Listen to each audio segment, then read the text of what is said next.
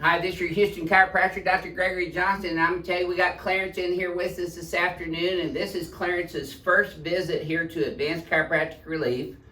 I just have to say right up front, you guys that have been watching me for years and years have seen the battles that we've been dealing with the Texas Medical Association trying to put us over in a corner and take us out of treating neurological conditions, but you really can't separate the spine from the nervous system because it in-houses the nervous system and affects the nervous system neurophysiologically every time we make an adjustment. So the Supreme Court on the 29th, which is just this last week, came down with a decision in our favor for the Texas chiropractors that ruled against the Texas Medical Association trying to monopolize healthcare in the state of Texas and not allow patients to come and see us for neurological conditions related to spinal subluxation processes. So it's a huge win for Texas chiropractors. I want to thank the Texas Chiropractic Association and the Texas Board of Chiropractic Examiners for all their input, and we've been on legislative calls all this week following up with all that to get legislation written in the state of Texas that protects your rights as a Texan to receive chiropractic care as a primary portal of entry. So pray for us on that because we're doing a lot of calls. I was on calls today with House of Representatives and tomorrow's Senate. So we're going to be doing a lot of lobbying to make sure that your rights as a citizen of the state of Texas are protected to receive chiropractic care if that's your choice. And you came here by choice. I sure did. And when nobody referred you here, we didn't tell you had to come. Nope. So it's really about patients' freedom of choice of the health care that they would like to receive. Now, he's had some medical procedures done in the past. He had cervical spine surgery and anterior fusion. He's got instrumentation in there in his lower cervical spine. But he comes in here today complaining of lower cervical, upper thoracic pain and around the cervical thoracic junction where the curve changes from C7 into T1. So we just did his history and examination. Was that thorough too, by the way, Clarence? Yes, it was. It was very informative too. Yeah. So, we take our time with our patients and we make sure that we come up with differential diagnoses. I told Clarence, I said, by the time I get done with my history exam, I'm going to know what's going on with you. Yes. And we pretty much pointed that out too, didn't we? We covered it. Good. So anyway, we're going to recheck his posture for you and get to treating Clarence for his neuromusculoskeletal condition, which he has. Thank you, Supreme Court of the state of Texas, and thank you, legislators, for looking out after Texans' rights and allowing chiropractors to continue to practice neuromusculoskeletal care in the state of Texas. Okay, let's show them what we're looking like here first. Clarence, I'm going to have you close your eyes again and bend your head forward and backwards for me, please, sir. And then neutral. So he's got some forward head posture. I can tell he's a side sleeper because it's translated over to the right a little bit. He sleeps like this a lot. I can tell his head's turned that way. His pelvis has shifted a little bit to the right. He's got less room over here than he does over here. So he's got translation of the pelvis x-axis to the right. Forward translation on the z-axis of his cervical spine on top of his thoracic spine.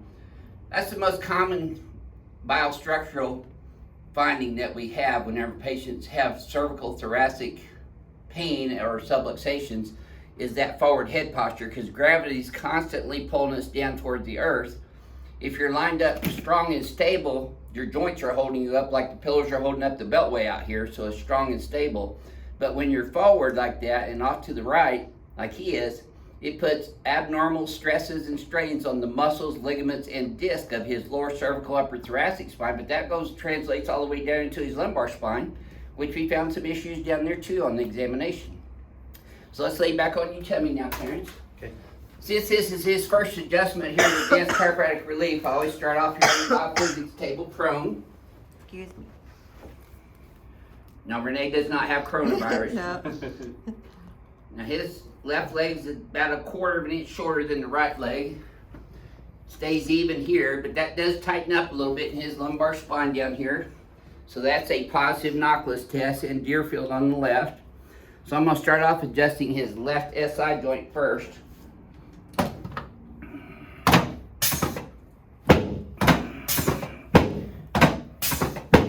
You guys that have been watching me for years know the battles that we've had with the Texas Medical Association and preserving Texans' rights to receive chiropractic care as a primary portal of entry, and we couldn't be more thrilled than we are right now. Yeah, keep breathing for me now, Clarence. There you go. With the Texas State Supreme Court's decision overturning the Texas Medical Association's lower court rulings against chiropractic treating nerve conditions. This should feel a little easier this time, Clarence, but you tell me. Yes. Good. So we just adjusted his pelvis and his lumbar spine, and when I brought his legs up that time, it didn't tighten up as much, so that's a positive orthopedic test that turned into a negative orthopedic test, which shows pre and post objective improvement. Now up here's his biggest complaint coming in. So I'm going to start off adjusting his C3 and 4 vertebra above the fusion. And we get this question a lot. Can you still get adjustments when you have a spine fusion with the instrumentation? The answer to that is yes. Because we're moving the motor units above and below that. You can't move the fused area, that's solid.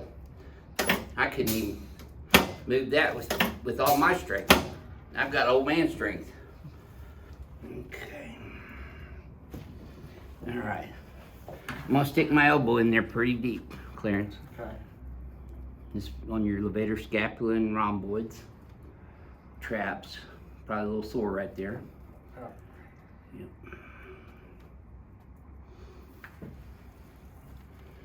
Neuromusculoskeletal means nerve, bones, and joints and soft tissues. And you can't separate any of that, so the Supreme Court did make the right decision in regards to our treating neuromusculoskeletal conditions, because that's what we do. It's what we've always done for the last 125 years since Palmer discovered chiropractic in Davenport, Iowa in 1895.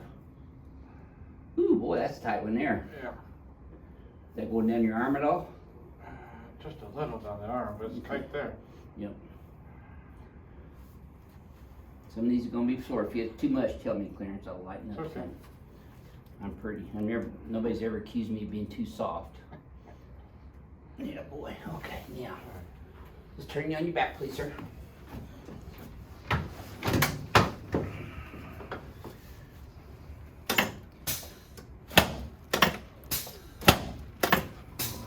Good. Okay, slide down this way about an inch and put both arms straight out sideways, palms facing up. Maybe scoot up that way about another inch. There you go. Perfect. I'm going to adjust both your shoulders, your clavicles, and your anterior ribs. There we go. Okay, you can relax your hands right there on your tummy, Clarence. Let this right leg go like a limp rag for me. There we go. Now you should have felt that from your knee all the way up in your lower back. Yep. Cool. Same here. Yes, sir. Good. Okay, let's sit you up and face that way.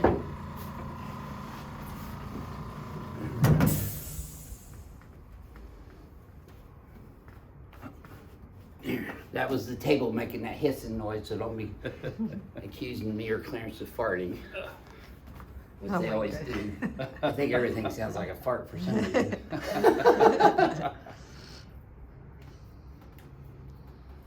He's had some problems with his elbows in the past few years as well. So we're going to adjust both his elbows, his wrists, and his finger. There we go. That was a good one. That's a good one. Yeah. If it's got a joint, I can adjust it. When I was younger, I used to smoke them. Now I adjust it. Let's come over on this table now. So on this one, Clarence, I'm going to have you lie on your back with your butt right here. Head up this way, please, sir. Okay. And I'm going to slide down this way about an inch. There you go. You're going to let your legs just relax. The table's going to lift them up. You about 6'2"? 6'1". 6'1"? Yeah. Be 6'2" here in a second. I'll be dunking before we're done. You see how I have your legs up parallel to the floor? Yes. That should feel pretty relaxed in your spine right now. Yes. And so you got your head all the way back, so you're curving your cervical spine's a forward lordosis, which is what you're supposed to have. Your biggest issue is this, your forward head posture, which straightens out that curve and causes all that stress in the lower cervical, upper thoracic spine. So I'm gonna pin both your pelvic bones in here with these pins. Okay. There we go.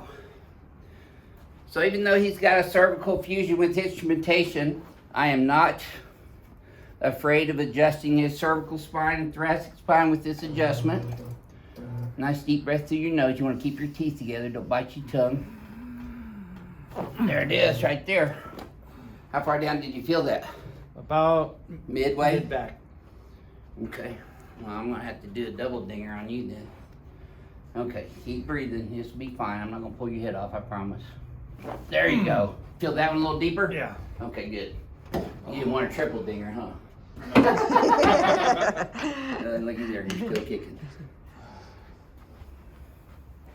Now again, I'm not adjusting the fusion, but below the fusion, on both sides, let this go, tilt right a little. There it is, that's all. I'm not gonna force it. So that wasn't bad, you're still breathing, you still got your head attached? I do. Thank you. Yeah, you're welcome. Always try to make sure patients leave here with their heads. All right, we're gonna stand over here in front of the mirror for me again. Okay, well look at your posture already. See how your shoulders are squared off? Yeah. And your head's up higher? Yep. So that's better already. 961.5. Yeah, probably. I'm gonna bounce your muscles with this instrument. It's gonna help stretch these out and relax these paraspinal muscles. Okay. Now I'm gonna show your homework, Clarence. Okay. Your head's forward, pulling your shoulders forward. So first thing you're gonna do is pull these shoulders up and back. Flare these hands, palms forward like that towards the mirror. See how I tightened up that whole trap? Yes. Your head's forward and a little bit right, so we're gonna come straight backwards. Okay. Translate left and then look backwards at the wall behind you. You're gonna feel a little tap on your atlas there. Another one there, now relax. Now when you bend your head forward and backwards again, Clarence, it should feel a little bit easier in your lower neck and upper back, but you tell me. Yes. Smoother. Yep. Did that glide a little easier? Didn't pull as bad? Yes, it's nice. Well, look in the mirror. Look at how we opened that up too. Yeah. So your hands are more at your sides now. They're not Instead so out in front of you. Yep. You should feel like you're standing up straighter right now. I feel straighter, yeah. Yeah, Absolutely. And you should be able to breathe a little easier. Should feel lighter.